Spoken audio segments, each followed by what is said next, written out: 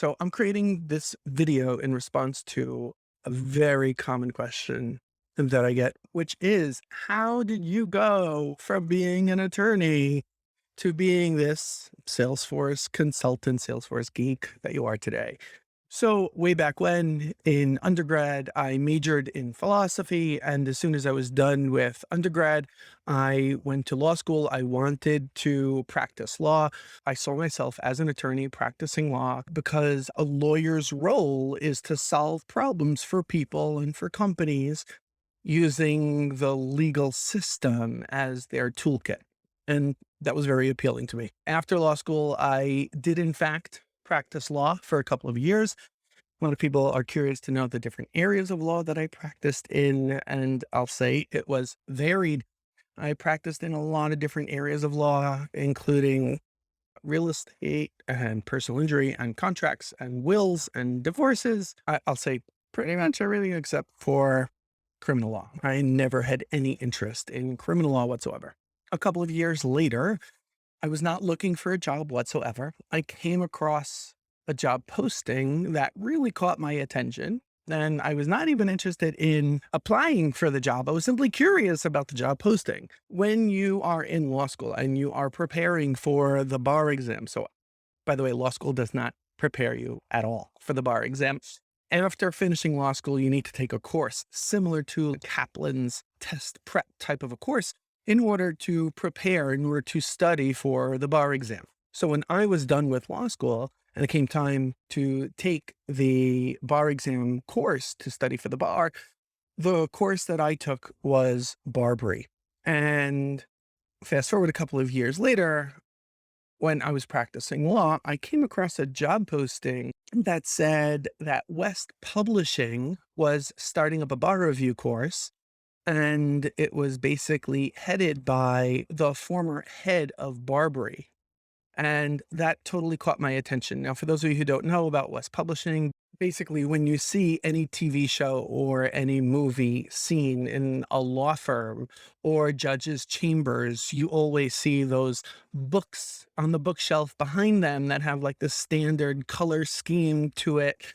Pretty much all of those books are published by West. So West pretty much has a monopoly on legal publishing. And West Publishing was not at all involved in bar review prep. So in my mind, seeing a job posting where West Publishing was starting a bar review course with the former head of Barbary at the helm, to me, that was sort of like if General Motors, manufacturer of vehicles, is suddenly opening up a driver's ed course. And I was just very curious, like, what? What the heck is going on? So I called just to inquire about it. And I spoke to a woman who basically said, sure, do you want to meet with the head of now West Bar Review? And sure, it was in Manhattan. And I went. And after a meeting with this guy, I walked away with a job offer from West Publishing for this brand new startup. And it was like employee number 4. At the time, this small little startup did not even have a logo. It had no curriculum. It had no professors, no lecturers.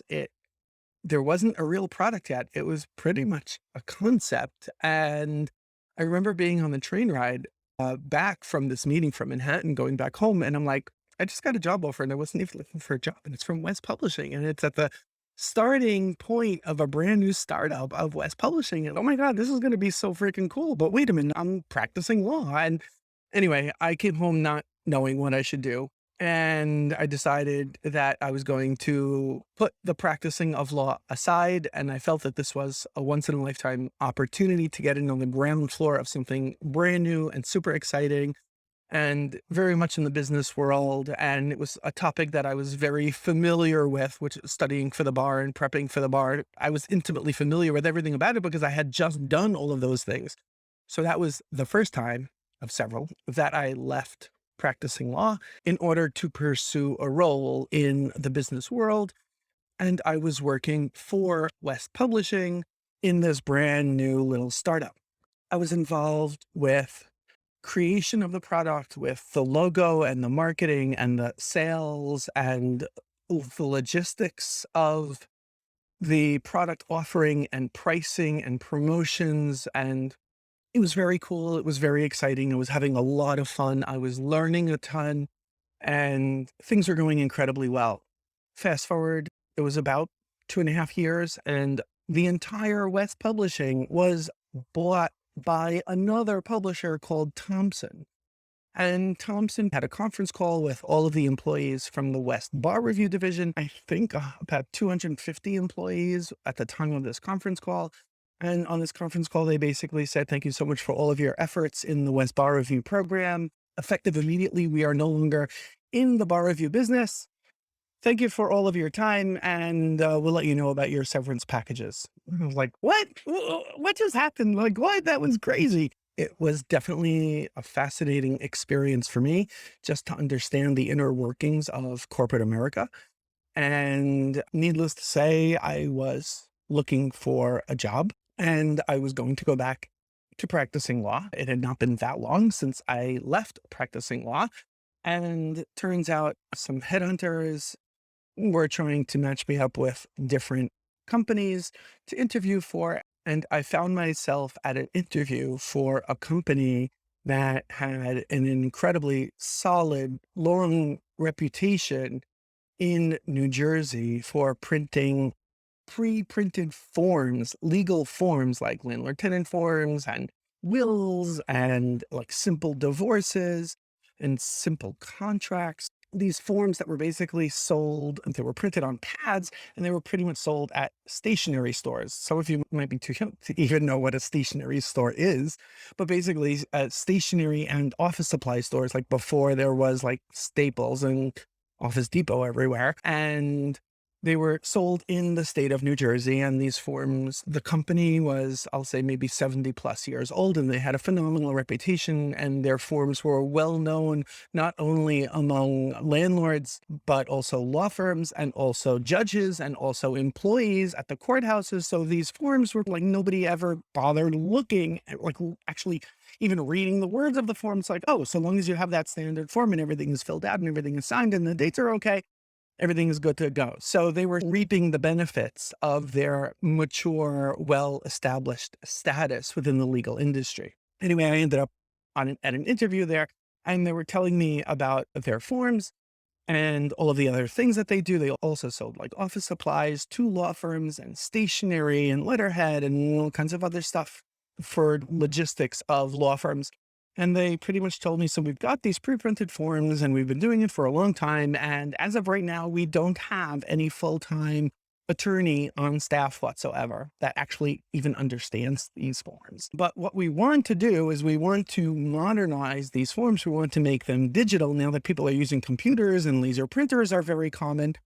We want to digitize these forms. And I'm like, okay, fine. And they basically told me that they made an agreement with a company called Hot Docs to digitize these forms, and they would like to sell them as digital products to law firms instead of selling the paper forms. And I happen to have been very familiar with Hot Docs at the time. We're talking not even in Windows format, we're talking like DOS, because being a technology geek, I was always looking at different technology to help make life a little bit more productive in whatever it is that I was doing. So I happen to have played around already with Hot Docs. And when I was practicing law, I was actually setting up basically mail merge type functionality where you can set like a wizard or a questionnaire for the user to populate, let's say, what is the name of the landlord? What is the name of the tenant? Or what is the address that's being rented? And it would automatically fill out a template.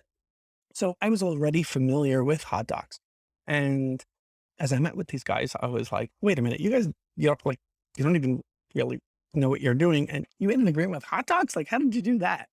And what they basically said, they need someone to essentially be a liaison between their company and Hot Docs, someone who actually understands the forms and to help make this product real. And suddenly I sat up and I was incredibly interested. And I basically turned to them and I said, okay, what is the name of this product? And is it going to be on floppy disk or CD-ROM? to give you some idea of the timeline that we were in. Is it going to be on floppy disk or CD-ROM? Is it going to be sold as a set, or is it going to be sold as individual practice areas? Is it going to be sold as a subscription or just as a one-time off-the-shelf purchase? And the president of the company who was interviewing me basically looked at me and said, "Those would all be your decisions." And I turned to him and I said, "Okay, I am not leaving until I get this job." And I got the job and I was incredibly happy. And basically, I created the product from pretty much from nothing, and it was a tremendous amount of fun. I got involved in the packaging and the package design and the manufacturing of the packaging and the name of the product and the programming of the forms, and I wrote the user manual, and I had to come up with the pricing strategy and the delivery strategy. And I turned to the executives within the organization and I said, I made the decision we're going to be selling it on CD-ROM. We're not selling it on floppy disk. And they said, but not a lot of these lawyers, they don't have CD-ROMs. I said, fine, we're going to be selling them external CD-ROM drives. And I figured out how we can start selling the CD-ROM drives also as an extra add-on if people didn't have the CD-ROM drives. Anyway, I was doing that for about 2.5 years, and I was completely loving it. I was totally in heaven with that job.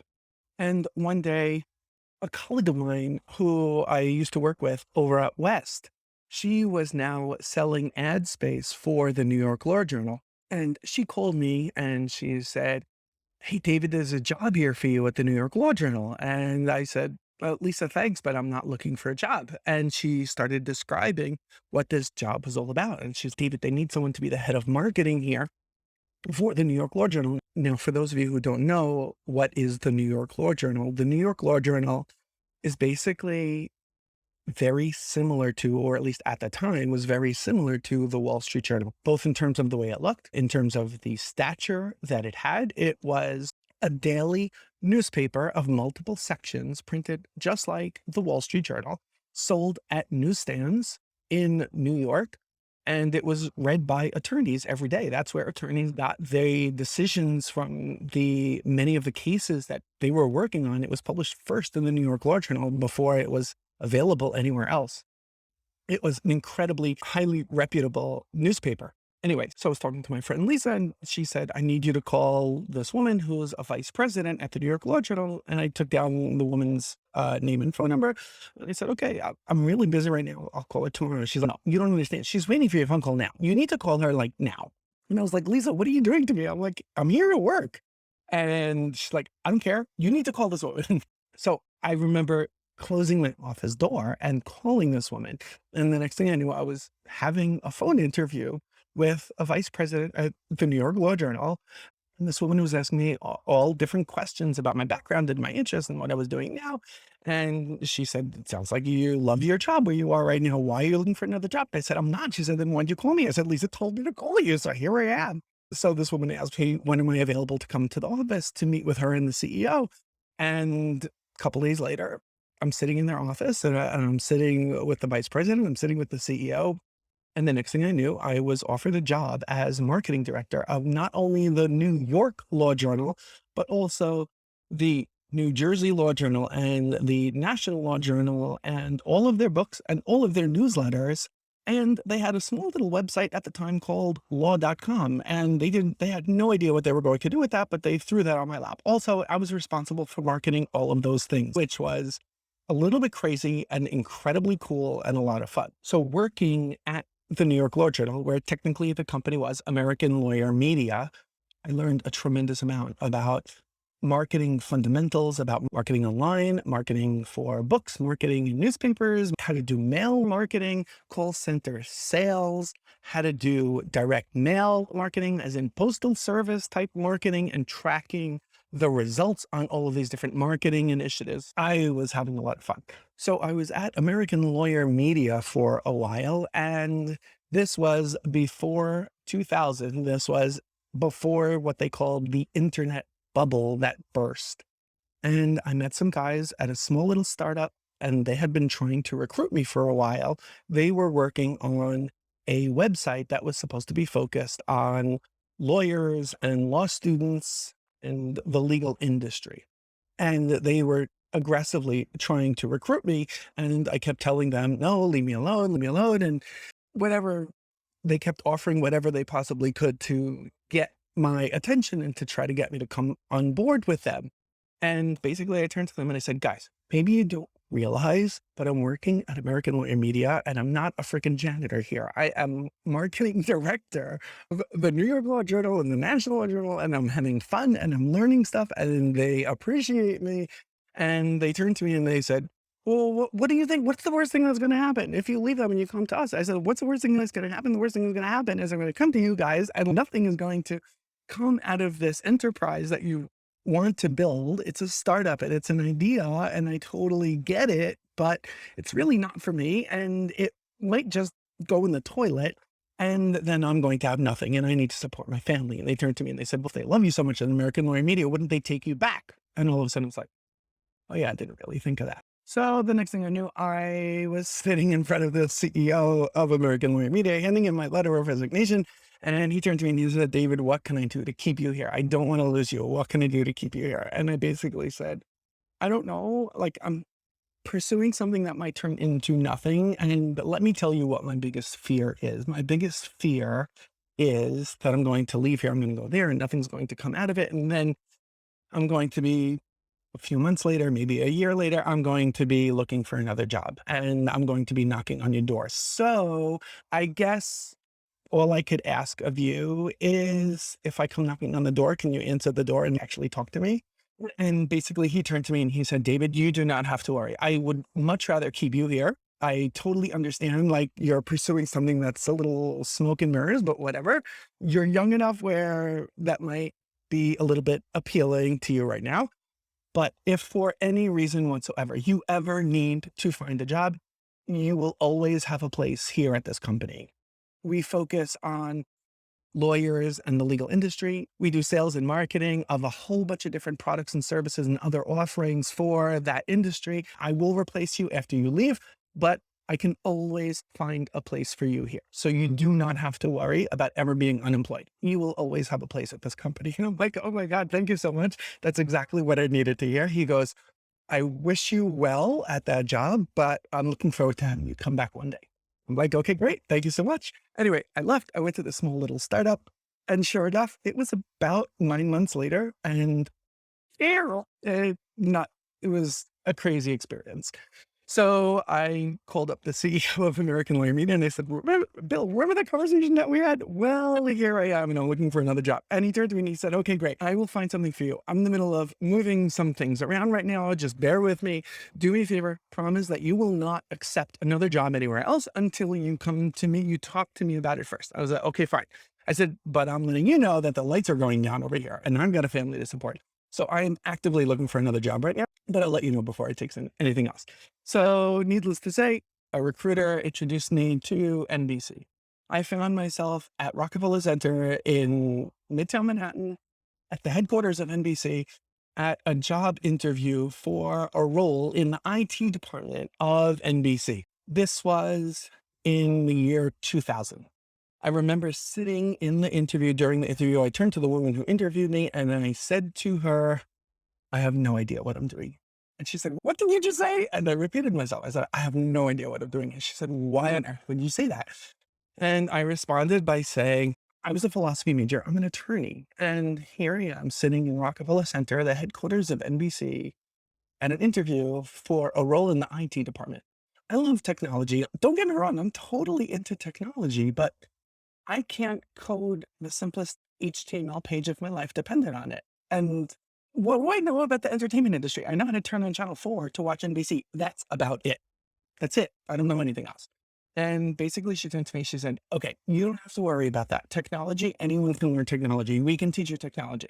We have enough programmers over here. We're not looking for you to be a programmer. What we need is for someone to be a translator, a liaison between the rest of the IT department over here and the people outside of the IT department, the people in the business functions of the company here at NBC. So for example, if we need to put you in front of whether it's a summer intern or the president of NBC, to speak to them, to have an understanding of what it is that they do, what are their pain points, what technology that they might not even be aware of that could possibly help them with whatever it is that they are doing, and then come back to us in the IT department and essentially translate to us what their business requirements are, what it is that they need. And then we will go ahead and deliver on those functions, on whatever it is that they need to solve their problems. And if for whatever reason there are timeline delays, there are prerequisites that need to be resolved, there's anything else that's needed, we need someone to be a translator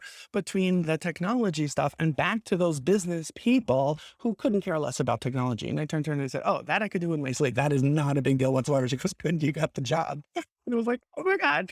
So the next thing I knew, I was working at NBC. I was in the IT department. That was really the first time I was completely removed from anything law related whatsoever. So I was in the IT department, and at the time, NBC was owned by GE, and Jack Welch was the CEO, and Six Sigma and quality control were incredibly important. It was part of the DNA of General Electric, in particular, every IT department within any GE business. So I was put through some rigorous Six Sigma training. And for those of you who are not familiar with Six Sigma, it's basically everything about project management and identifying defects and identifying root causes of issues and identifying what the true business requirements are and how to improve processes and how to be a change agent within any organization. Basically, all of these different concepts all rolled into one.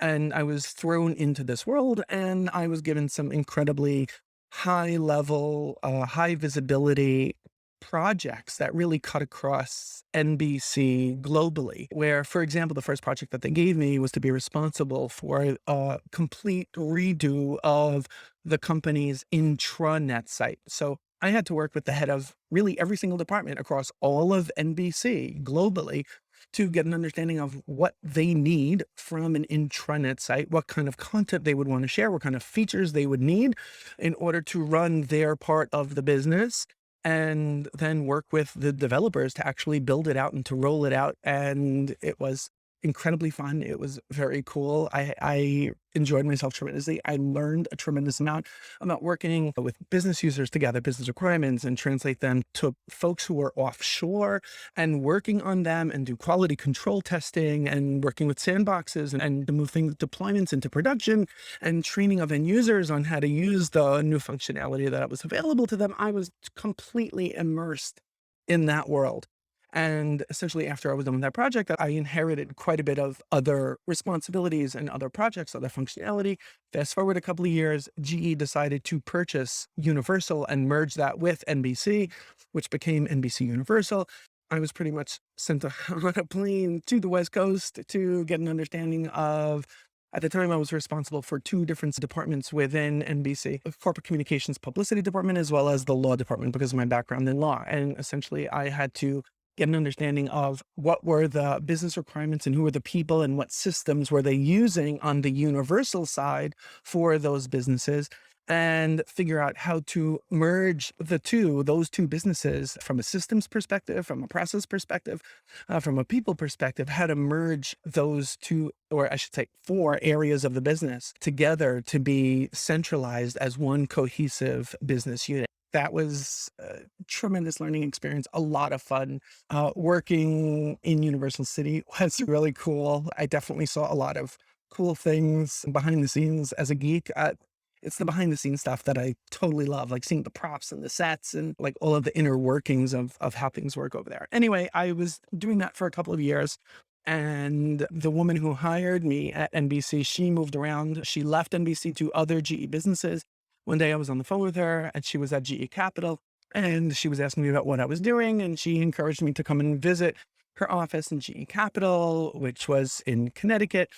And I went there one day and she introduced me to a woman on her team and she started to talk to me. And the next thing I knew, I was basically in an interview and they were talking to me about their CRM and what they're doing with their CRM. And at the time, I had absolutely no idea what a CRM was. And it was not even Salesforce. I had no idea what a CRM was. We're talking about Siebel. And during this interview, I turned to the woman who was interviewing me and I said, "You keep talking about a CRM. What is a CRM?" She said, "Customer Relationship Management Database, a centralized database that we use in order to track our prospects, our customers, the phone calls, the meetings, the to-dos, the deals that the team is working on, and to be able to report off of all of it." I'm like, okay, I totally get it. Keep going. Just the CRM terminology, you totally threw me off. Anyway, next thing I knew, I took a job at GE Capital. They had Siebel sales, and I was responsible for the deployment of Siebel marketing and Siebel analytics. Siebel marketing is basically the marketing automation element for the Siebel platform, and Siebel analytics is the reporting aspect for the platform. And I became responsible for that. And as I did that, I learned more and more about the core CRM functionality. And fast forward a couple of years, and at GE Capital, this is now about 2007. And the same woman who hired me into GE Capital, basically, she turned to me and she said, "So, Roy, we are going to be moving off of Siebel onto this other tool called Salesforce.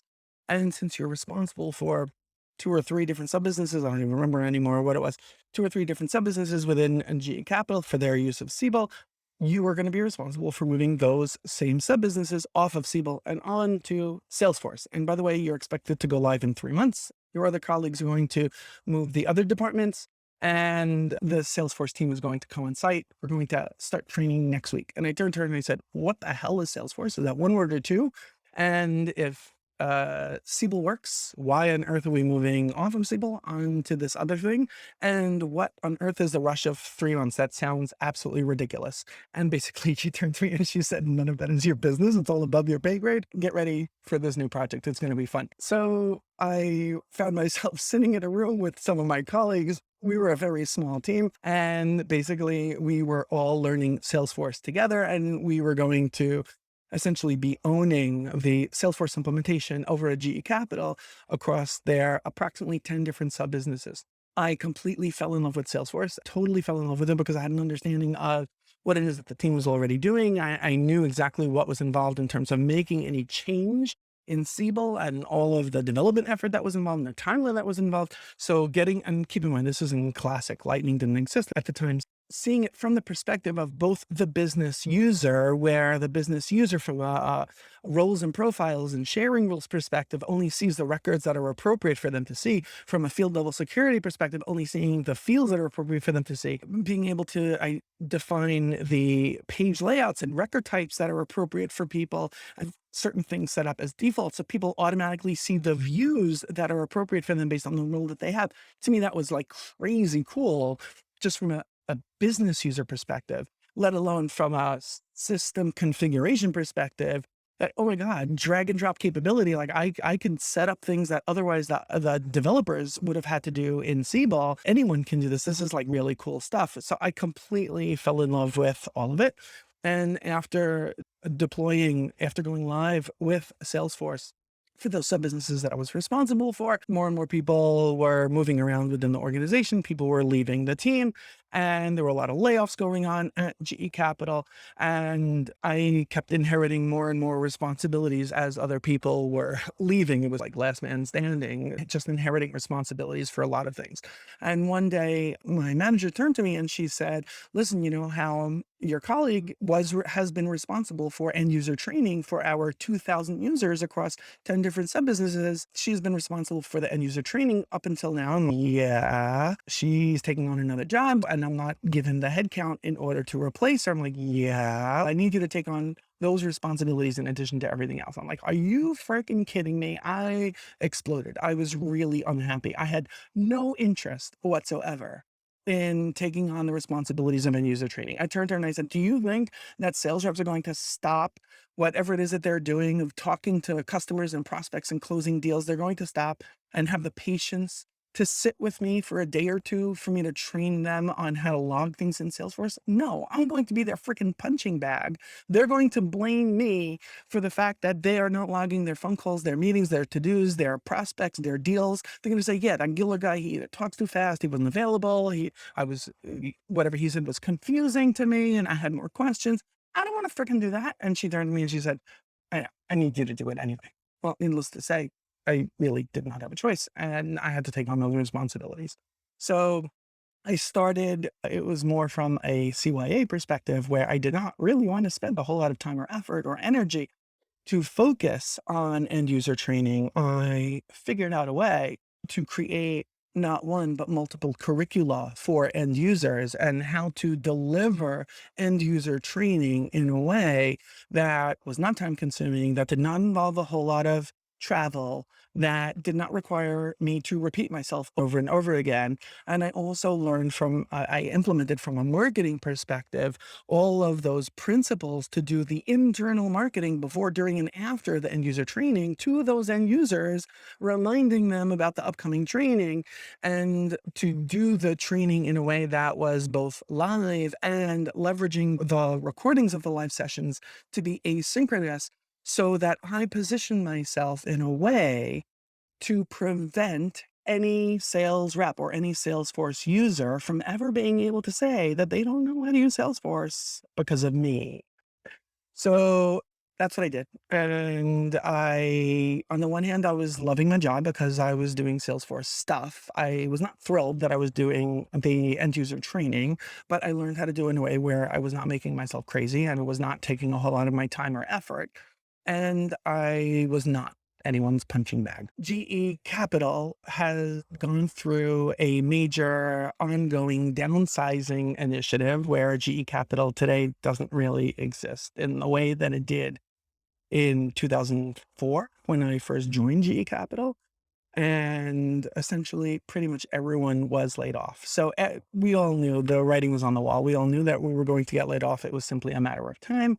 And I was preparing my exit strategy. And essentially my exit strategy was initially that I decided that I was going to go back to the legal profession. In 2008, I decided that I was going to go back to practicing law. And while I was still working for GE, waiting to get laid off, I actually opened up my own law firm focused on personal bankruptcy and foreclosure defense by those areas of the law, not because I thought they were all that exciting, but look at what was going on in the world. There was a major financial crisis and people were in need of bankruptcy help. People were in need of foreclosure defense.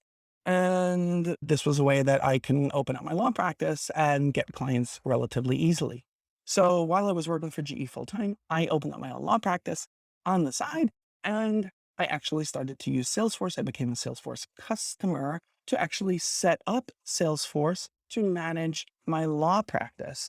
And I had everything from web leads, where a form would be online, where my paralegal actually would do the intake while looking at a web to lead form and then enter in all of the details, hit submit. A lead would get created, a confirmation email would automatically go out to the prospect. I would get an email notification. I had things like reminders and ticklers, for example, X number of days prior to a court hearing, to automatically send out a frequently asked questions with an attachment with a reminder to myself, even driving directions to the courthouse, automatically getting emailed out to the client, letting them know where to find parking and how to get there. And even after a court hearing, I would have automatic reminders for myself to enter in all of the notes and all of the action items from the court hearing back into Salesforce. So I knew how to use Salesforce to manage my own business, not only how to be a Salesforce admin and how to teach others how to use Salesforce. All the while I was still working at GE and I was waiting to get laid off. Needless to say, it took a while for me to get laid off. And in the meantime, I was practicing law, doing personal bankruptcy and foreclosure defense. And I found it to be incredibly rewarding. It was a lot of fun practicing law and helping these people and using Salesforce in this way, where I was able to customize whatever I wanted directly in production without having to deal with change sets or sandboxes or anything, because it was just me and my paralegal. But at the same time, I realized it took me a while. I'm a little thick-headed sometimes. It took me a while to realize that starting up my own law practice on personal bankruptcy and foreclosure defense, I was really not that different from a nonprofit. I was getting clients that were on the bottom of the barrel from a financial status. So it's not like these people had a whole lot of money to be able to pay me for my services. I was getting compensated for my services, but there's no way in the world I would ever be able to support a family focused exclusively on personal bankruptcy and foreclosure defense. So I came to the conclusion that I was actually going to close my law practice and I was going to open up my Salesforce consulting business. So now that I learned how to open a law practice and how to market a law practice and how to run a law practice on the Salesforce platform, I had to learn how to go about closing a law practice and how to go about referring those new prospects out to other people and how to deal with all of that. And at the same time, I was learning how to start my own Salesforce consulting business. December 31st of 2011, I closed up my law practice. January 1st of 2012, I started Brainiate, my Salesforce consulting business. And basically, along the way, I've expanded into many different industries, and not only financial services, but education and nonprofit and manufacturing, and really just a lot of different really cool industries and a lot of different Salesforce environments and Salesforce products. And I've been very involved in the Salesforce community, as many of you know. And being a social media addict, I'm very involved in social media. But needless to say, that is the abbreviated version of how I went from practicing law to running a Salesforce consulting business and doing what I do today. That's it for me. Let me know if you have any questions. Hopefully you found this interesting and not too boring. Yeah, I guess if you would have found boring, you would have turned off or sped up the video, but whatever. All right. See you all soon. Bye bye.